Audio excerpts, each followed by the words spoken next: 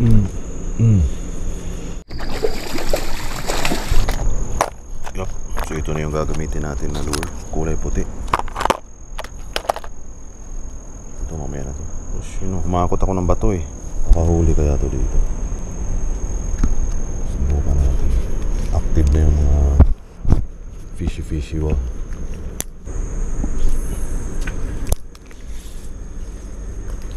Mm. Mm. Mm.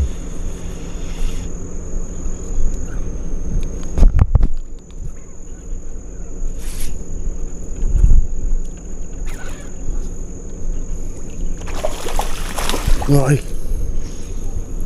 Ultik yun.